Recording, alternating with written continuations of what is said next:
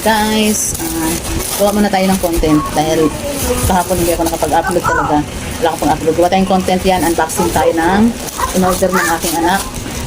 Dumating to nung nakarang araw pa pero hindi ko na-unbox. Ngayon ko siya i-unbox. So, tumitin natin. Ano to guys?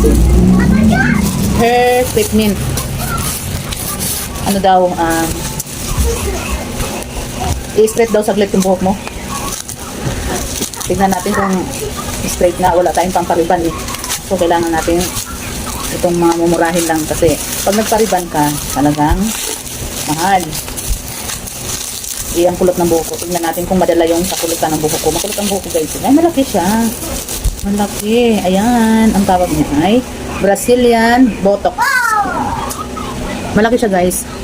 190 ko siya na nabili sa online.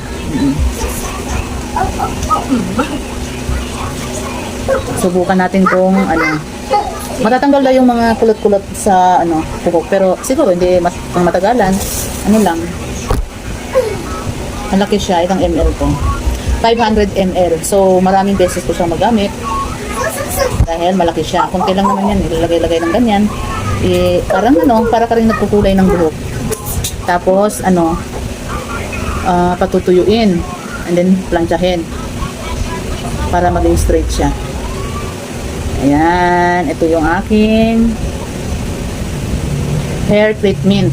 Tignan natin, subukan natin ito guys. Ayan, yun lang. Wala akong ang bilis lang pala nito yan, Max. Akala ko matagal. Mabilis lang kasi ano lang siya. At meron siyang freebies. Ano ba to? Collagen. Ano ba to siya? Nilalagay din sa buhok, collagen o iniinom. Ako hindi ko to gagamitin guys. Kasi hindi ko alam kung collagen protein, firming, good night jelly. Para saan to? Anong gamit nito? Kanto gamitin?